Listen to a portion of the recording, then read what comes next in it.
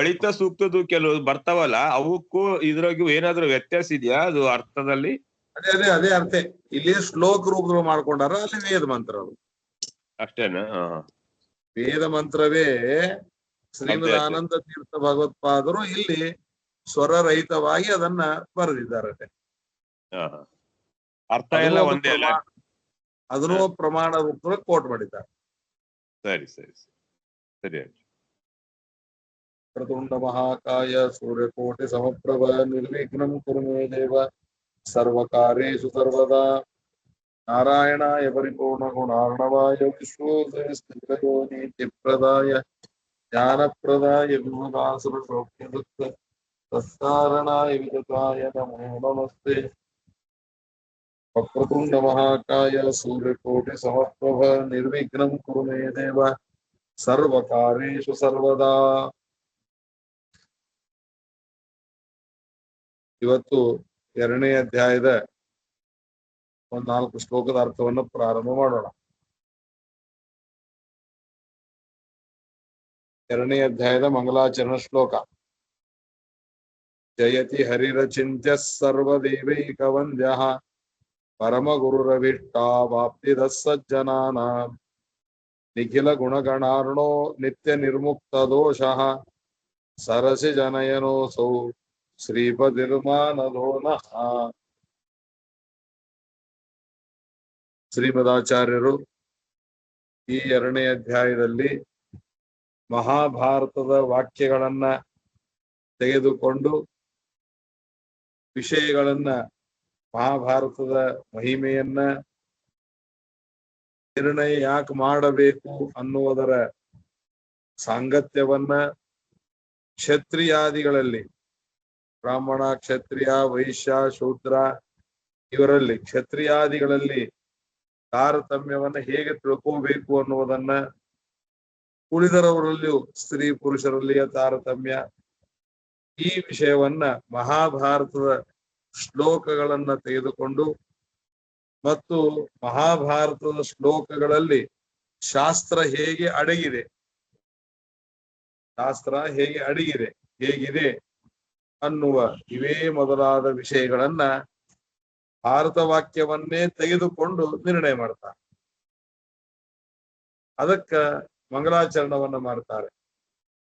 ಜಯತಿ ಹರಿರ ಚಿಂತ್ಯ ಸರ್ವದೈವೈಕ ವಂದ್ಯ ಹರಿಹಿ ಜಯತಿ. ಹರಿಹಿ ಜಯತಿ. ಹರಿ ಅಂದರೆ ಎಲ್ಲ ಪಾಪವನ್ನ ಪರಿಹಾರ ಮಾಡುವ ಅಥವಾ ದುರ್ಜನರನ್ನು ಸಂಹಾರ ಮಾಡುವ. ಹರತಿ ಪಾಪಂ ಇತಿ ಹರಿಹಿ. ಹರತಿ ಅಂದ್ರೆ ಅಪಹರಣ ಮಾಡುತ್ತಾನೆ. ಏನು? ಪ್ರತಿಬಂಧಕವಾದ ಪಾಪ. ಸತ್ಕರ್ಮಗಳನ್ನ ಮಾಡಬೇಕಾದಾಗ ಆ ಸತ್ಕರ್ಮಗಳಿಗೆ ನಮ್ಮ ಪಾಪ ಪ್ರತಿಬಂಧಕ. ನಮ್ಮ ಪಾಪ ಪ್ರತಿಬಂಧಕ ಇದ್ದಾಗ ನಮಗೆ ಒಳ್ಳೆಯ ಕಾರ್ಯಗಳನ್ನ ಮಾಡ್ಲಿಕ್ಕೆ ಆಗೋದಿಲ್ಲ. ಅದಕ್ಕಾಗಿ ಭಗವಂತನನ್ನ, ಹರಿನಾಮಕ ಭಗವಂತನನ್ನ ನಾವು ಚಿಂತನೆ ಮಾಡಿದರೆ ಆಗ ಭಗವಂತ ಸಕಲ ದುರ್ಜನರನ್ನು ಸಂಹಾರ ಮಾಡುವನು. ಆದ್ದರಿಂದ ನಮಗೆ ಪ್ರತಿಬಂಧಕವಾದ ಪಾಪವನ್ನು ನಾಶ ಮಾಡ್ತಾನೆ. ಆದ್ದರಿಂದ ಅವನಿಗೆ ಹರಿ ಅಂತ. ಹರಿ ಅವನು ಜಯತಿ. ಜಯತಿ ಅಂದ್ರೆ ಉತ್ಕೃಷ್ಟನಾಗಿ ಇರುತ್ತಾನೆ. ಇದು ಅಕರ್ಮಕ ಕ್ರಿಯಾಪದ ಅಂತ ಕರೀತಾರೆ. ಕ್ರಿಯಾಪದದಲ್ಲಿಯೂ ಕೂಡ 2 ತರಹದ ಕ್ರಿಯಾಪದಗಳು, ಒಂದು ಸಕರ್ಮಕ, ಇನ್ನೊಂದು ಅಕರ್ಮಕ. ಯಾವ ಕ್ರಿಯಾಪದಕ್ಕೆ ನಮಗ ದ್ವಿತೀಯ ವಿಭಕ್ತಿಯಿಂದ ಉತ್ತರ ಬರುತ್ತದೋ ಅದು ಸಕರ್ಮಕ. ಯಾವ ಕ್ರಿಯಾಪದಕ್ಕೆ ದ್ವಿತೀಯ ವಿಭಕ್ತಿಯಿಂದ ನಮಗೆ ಉತ್ತರ ಬರುವುದಿಲ್ಲ ಅದು ಅಕರ್ಮಕ ಅಂತ. ಉತ್ಕೃಷ್ಟನಾಗಿ ಗೆಲ್ಲುತ್ತಾನೆ ಅಂತ ಅರ್ಥ ಇದ್ದಾಗ ಪ್ರಶ್ನೆ ಏನ್ ಬರ್ತದೆ? ಗೆಲ್ಲುತ್ತಾನೆ ಅಂತಂದಾಗ ನಿಮಗೆ ಏನ್ ಪ್ರಶ್ನೆ ಬರ್ತದೆ? ಯಾರನ್ನು ಗೆಲ್ಲುತ್ತಾನೆ? ಯಾರನ್ನು, ಏನನ್ನು ಗೆಲ್ಲುತ್ತಾನೆ? ಯಾರನ್ನು ಗೆಲ್ಲುತ್ತಾನೆ ಅಂತ ಪ್ರಶ್ನೆ ಬರ್ತದೆ. ಉತ್ಕೃಷ್ಟನಾಗಿದ್ದಾನೆ ಅಂತಂದಾಗ ಯಾರನ್ನು ಪ್ರಶ್ನೆ ಬರಂಗಿಲ್ಲ ಅಲ್ಲಿ. ಉತ್ಕೃಷ್ಟನಾಗಿದ್ದಾನೆ ಅಂತ ಹೇಳಿದಾಗ ಅನ್ನೋ ಶಬ್ದಕ್ಕ ಎರಡು ಅರ್ಥ ಇದೆ. ಗೆಲ್ಲುತ್ತಾನೆ ಅಂತ ಒಂದು ಅರ್ಥದ, ಉತ್ಕೃಷ್ಟನಾಗಿರುತ್ತಾನೆ ಅಂತ ಒಂದು ಅರ್ಥ. ಗೆಲ್ಲುತ್ತಾನೆ, ಉತ್ಕೃಷ್ಟನಾಗಿದ್ದಾನೆ. ಗೆಲ್ಲುತ್ತಾನೆ ಅಂದಾಗ ಪ್ರಶ್ನೆ ಬರ್ತದ, ಉತ್ಕೃಷ್ಟನಾಗಿದ್ದಾನೆ ಅಂದಾಗ ಪ್ರಶ್ನೆ ಬರಲ್ಲ. ಆದ್ದರಿಂದ ಗೆಲ್ಲುತ್ತಾನೆ ಅಂದಾಗ ಯಾರನ್ನು ಗೆಲ್ಲುತ್ತಾನೆ, ಯಾರಿಗೆ ಸೋಲಿಸ್ತಾನೆ, ಯಾರನ್ನು ಗೆಲ್ತಾನೆ ಅಂತ ಪ್ರಶ್ನೆ ಬರ್ತದೆ. ಶತ್ರುಗಳನ್ನು ಗೆಲ್ಲುತ್ತಾನೆ ಅಂತ ಉತ್ತರ ಬರ್ತದೆ. ಉತ್ಕೃಷ್ಟನಾಗಿದ್ದಾನೆ, ಯಾರನ್ನು ಉತ್ಕೃಷ್ಟನಾಗಿದ್ದಾನೆ ಪ್ರಶ್ನೆ ಇಲ್ಲ ಅಲ್ಲಿ. ಆದ್ರಿಂದ ಅದು ಅಕರ್ಮಕ ಅಂತ. ಅದಕ್ಕ ಇದು ಅಕರ್ಮಕವಾದ ಕ್ರಿಯಾಪದವಿದ್ದರಿಂದ ಜಯತಿ ಎನ್ನುವ ಕ್ರಿಯಾಪದಕ್ಕೆ ಗೆಲ್ಲುತ್ತಾನೆ ಅಂತ ಅರ್ಥ ಅಲ್ಲ, ಇಲ್ಲಿ ಉತ್ಕೃಷ್ಟನಾಗಿದ್ದಾನೆ ಅಂತ ಅರ್ಥವನ್ನ ಮಾಡಬೇಕು. ಆಗೇನು ಪ್ರಶ್ನೆ ಮಾಡ್ಕೊಂಡು ಬರ್ತದೆ, ಗೆಲ್ಲುತ್ತಾನೆ ಅಂದಾಗ ಯಾರನ್ನೊಂದು ಪ್ರಶ್ನೆ ಬರ್ತದೆ, ಉತ್ಕೃಷ್ಟನಾಗಿದ್ದಾನೆ ಅಂತಂದಾಗ ಯಾರು ಒಂದು ಪ್ರಶ್ನೆ ಬರ್ತದೆ, ಸುಂದರನಾಗಿದ್ದಾನೆ ಯಾರು ಒಂದು ಪ್ರಶ್ನೆ ಬರ್ತದೆ. ಸುಂದರನಾಗಿದ್ದಾನೆ ಅಂದಾಗ ಯಾರು ಅಂತ ಪ್ರಶ್ನೆ ಬರ್ತದೆ. ಹಂಗ ಸರ್ವೋತ್ಕೃಷ್ಟನಾಗಿದ್ದಾನೆ ಅಂತ ಪ್ರಶ್ನೆ ಬಂದಾಗ ಆಗೇನಾಗ್ತದ, ಯಾರು ಅಂತ ಪ್ರಶ್ನೆ ಬರ್ತದೆ. ಯಾರನ್ನು, ಯಾರು, ಯಾರಿಗೆ, ಯಾರಿಂದ, ಯಾರಲ್ಲಿ, ಈ ಎಲ್ಲ ಶಬ್ದಗಳು ಸೇರೋದು. ಹಂಗ ಉತ್ಕೃಷ್ಟನಾಗಿದ್ದಾನೆ ಯಾರು, ಹರಿ ಉತ್ಕೃಷ್ಟನಾಗಿದ್ದಾನೆ. ಹರಿ ಅಂತ ಯಾಕೆ ಕರೆದ್ರು ಅವನಿಗೆ? ಸಕಲ ದುರ್ಜನರನ್ನು ಸಂಹಾರ ಮಾಡ್ತಾನೆ. ಆದ್ದರಿಂದ ಹರಿ. ಸಜ್ಜನರಿಗೆ ಪ್ರತಿಬಂಧಕವಾದ ಪಾಪವನ್ನು ನಾಶ ಮಾಡ್ತಾನೆ. ಆದ್ದರಿಂದ ಹರಿ. ಆ ಹರಿ ಉತ್ಕೃಷ್ಟನಾಗಿದ್ದಾನೆ. ಮತ್ತೇನಾಗಿದ್ದಾನೆ ಅವನು ಹರಿ? ಅಚಿಂತ್ಯ. ಯಾರಿಗೂ ಊಹಾ ಮಾಡಿದರೂ ಸಿಗೋದಿಲ್ಲ, ಊಹಾತೀತನಾಗಿದ್ದಾನೆ. ಮತ್ತೇನಾಗಿದ್ದಾನೆ? ಸರ್ವದೇವೇಕ ವಂದ್ಯ. ಎಲ್ಲ ದೇವತೆಗಳಿಂದ ನಮಸ್ಕೃತನಾಗಿದ್ದಾನೆ. ಎಲ್ಲ ದೇವತೆಗಳಿಂದ ಸರ್ವ ದೈವೇಕ ವಂದ್ಯ. ಸರ್ವ ಅಂದ್ರ ಎಲ್ಲ, ದೇವ ಅಂದ್ರ ದೇವತೆಗಳು, ಅವರಿಂದ ಮುಖ್ಯವಾಗಿ ವಂದ್ಯನಾಗಿದ್ದಾನೆ. ಮತ್ತೇನಾಗಿದ್ದಾನೆ? ಪರಮ ಗುರುಹು. ಅವನು ಪರಮ ಗುರು ಆಗಿದ್ದಾನೆ. ಪರಮ ಗುರು ಅಂದ್ರೆ ಮುಖ್ಯ ಗುರು ಆಗಿದ್ದಾನೆ. ಮತ್ತೇನಾಗಿದ್ದಾನೆ? ಅವಿಷ್ಟವಾಪ್ತಿದಃ. ಅವಿಷ್ಟವಾದದ್ದನ್ನು ಕೊಡುವನಾಗಿದ್ದಾನೆ. ಅವಿಷ್ಟವಾದದ್ದನ್ನ ಕೊಡುವನು. ಕೊಡುವನು ಅಂದಾಗ ಏನ್ ಪ್ರಶ್ನೆ ಬರ್ತದೆ ಹೇಳ್ರಾಗ? ಕೊಡುವನು ಅಂದಾಗ ಏನ್ ಅರ್ಥ ಬರ್ತದೆ? ಯಾರಿಗೆ ಕೊಡ್ತಾನವನು? ಕೊಡ್ತಾನಂದ್ರೆ ಯಾರಿಗೆ ಅಂತ ಪ್ರಶ್ನೆ ಬರ್ತದೆ. ಅದಕ್ಕೆ ಉತ್ತರ ಕೊಟ್ರು ಸಜ್ಜನಾನ. ಸಜ್ಜನರಿಗೆ ಕೊಡುತ್ತಾನೆ. ಸಜ್ಜನಾನ, ಸಜ್ಜನರಿಗೆ.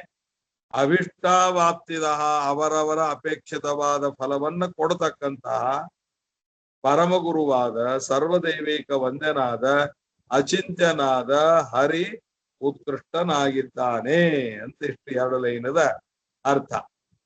ಮತ್ತೆಂತವನಪ್ಪ ಅವನು ಅಂದ್ರ ನಿಖಿಲ ಗುಣಗಣಾರ್ಣ. ಎಲ್ಲ ಗುಣಗಳ ಗಣಕ್ಕೆ ಸಮುದ್ರದಂತೆ ಇದ್ದವನು. ಮತ್ತೆಂತವನು? ನಿತ್ಯ ನಿರ್ಮುಕ್ತ ದೋಷ. ನಿತ್ಯ ಯಾವಾಗಲೂ ಸದಾ ದೋಷರಹಿತನಾದವನು. ಮತ್ತೆಂತವನು? ಸರಸಿಜ ನಯನಃ. ಸರಸಿಜ, ಸರಸಿ ನೀರು, ಜ ಅಂದ್ರ ಹುಟ್ಟೋದು, ನೀರಲ್ಲಿ ಹುಟ್ಟೋದು ಯಾವುದು? ಕಮಲ. ಅದಕ್ಕೆ ನಯನ ಕಮಲ. ಆ ಕಮಲದಂತೆ ನಯನ, ಕಣ್ಣು ಉಳ್ಳ ಭಗವಂತ ಉತ್ಕೃಷ್ಟನಾಗಿದ್ದಾನೆ. ಮತ್ತೆಂತವನಪ್ಪ ಅವನು? ನಹ ಶ್ರೀಪತಿ ಮಾನದಃ. ಅವನು ಲಕ್ಷ್ಮೀಪತಿ. ಮತ್ತೆಂತವನು? ಮಾನದ. ಮಾನವನ್ನು ಕೊಡುವನು, ಗೌರವವನ್ನು ಕೊಡುವನು. ಯಾರಿಗೆ ಅಂತ ಪ್ರಶ್ನೆ ಬರ್ತದಿಲ್ಲ. ಎಲ್ಲವನ್ನು ಕೊಡುವನು ಯಾರಿಗೆ? ಸಜ್ಜನರಿಗೆ. ಮಾನ ಕೊಡುವನು ಯಾರಿಗೆ? ನಮಗೆ ಅಂದ್ರೆ ಸಜ್ಜನರಿಗೆ. ಸಜ್ಜನರಿಗೆ ಮಾನವನ್ನು ಕೊಡುವ ಲಕ್ಷ್ಮೀಪತಿಯಾದ, ಕಮಲದಂತೆ ಕಣ್ಣುಗಳುಳ್ಳ, ನಿತ್ಯ ನಿರ್ಮುಕ್ತ ದೋಷರಹಿತನಾದ, ನಿತ್ಯದೊಳಗೂ ದೋಷದಿಂದ ರಹಿತನ ಮುಕ್ತನಾದ, ಅಖಿಲ ಗುಣಗಳ ಗಣಕ್ಕೆ ಸಮುದ್ರದಂತೆ ಇರುವ, ಸಜ್ಜನರಿಗೆ ಅವಿಷ್ಟವಾದದ್ದನ್ನು ಕೊಡುವ, ಪರಮ ಗುರುವಾದ, ಸರ್ವ ದೇವತೆಗಳಿಂದ ವಂದ್ಯನಾದ, ಅಚಿಂತ್ಯನಾದ, ಜಯತಿ ಉತ್ಕೃಷ್ಟನಾಗಿದ್ದಾನೆ. ಜಯತಿ ಹರಿರಚಿಂತ್ಯ ಸರ್ವದೇವೈಕ ವಂದ್ಯ, ಪರಮ ಗುರುರವಿಟ್ಟ ವಾಪ್ತಿದ ಸಜ್ಜನಾನಾಂ, ನಿಖಿಲ ಗುಣಗಣಾರ್ಣೋ ನಿತ್ಯ ನಿರ್ಮುಕ್ತ ದೋಷ, ಸರಸಿ ಜನಯನೋಸೌ ಶ್ರೀಪತಿರ್ಮಾನದೋ ನಃ. ಇದು ಮಂಗಲಾಚರಣ ಈ ಅಧ್ಯಾಯಕ. ಇನ್ನ ಈ ಅಧ್ಯಾಯದಲ್ಲಿ ಪ್ರತಿಪಾದ್ಯವಾದ ವಿಷಯ ಏನಪ್ಪಾ ಅನ್ನೋದನ್ನು ಹೇಳ್ತಾರೆ. ಹಿಂದೆ ಉಕ್ತಃ ಪೂರ್ವಾಧ್ಯಾಯತ ಪೂರ್ವೇಧ್ಯಾಯೇ ಶಾಸ್ತ್ರಾಣಾಂ ನಿರ್ಣಯ ಪರೋ ದಿವ್ಯ. ಪೂರ್ವಾಧ್ಯಾಯೇ ಹಿಂದಿನ ಅಧ್ಯಾಯದಲ್ಲಿ ಪರಃ ಸರ್ವೋತ್ತಮನಾದ ಭಗವಂತ. ಪರಃ ಅಂದ್ರ ಒಳಗಿಟ್ಟಿ ಹೆಸರು ಬೇಡ. ಉಕ್ತಃ ಹೇಳಲ್ಪಟ್ಟಿದೆ. ಏನ್ ಹೇಳಲ್ಪಟ್ಟಿದೆ? ಹಿಂದಿನ ಅಧ್ಯಾಯದಲ್ಲಿ. ಹಿಂದಿನ ಅಧ್ಯಾಯ ಮೊದಲೇ ಅಧ್ಯಾಯ. ಆ ಮೊದಲೇ ಅಧ್ಯಾಯದಲ್ಲಿ ಶಾಸ್ತ್ರಾಣ ನಿರ್ಣಯ ಪರಃ ದಿವ್ಯ ನಿರ್ಣಯ ಉಕ್ತಃ. ಶಾಸ್ತ್ರಗಳ ಶ್ರೇಷ್ಠವಾದ ಪರ ವಿಷ್ಣು ಸರ್ವೋತ್ತಮ ಪ್ರತಿಪಾದಕವಾದ ದಿವ್ಯ ನಿರ್ಣಯ ಶ್ರೇಷ್ಠವಾದ ನಿರ್ಣಯವು ಉಕ್ತಃ ಹೇಳಲ್ಪಟ್ಟಿದೆ. ಅಂದ್ರೆ ಹಿಂದಿನ ಅಧ್ಯಾಯದಲ್ಲಿ ದೇವರ ಸರ್ವೋತ್ತಮತ್ವದ ನಿರ್ಣಯವನ್ನ ಮಾಡಿದ್ದಾರೆ. ಪರ ಅಂದ್ರೆ ಉತ್ತಮ, ಉತ್ತಮವಾದ, ಸರ್ವೋತ್ಕರ್ಷ ಪ್ರತಿಪಾದಕವಾದ ನಿರ್ಣಯವನ್ನ ಅಂದ್ರೆ ದೇವರೇ ಸರ್ವೋತ್ತಮ ಅಂತ ನಿರ್ಣಯವನ್ನ ಹಿಂದಿನ ಅಧ್ಯಾಯದಲ್ಲಿ ಹೇಳಿದ್ದಾರೆ. ಅಥ ಈ ಅಧ್ಯಾಯದಲ್ಲಿ ಭಾರತ ವಾಕ್ಯಾನಿ ಭಾರತ ಅಂದ್ರೆ ಮಹಾಭಾರತ. ಆ ಮಹಾಭಾರತದ ವಾಕ್ಯಗಳು, ಆ ವಾಕ್ಯಗಳಿಂದಲೇನೆ ಏತೈರೇವ,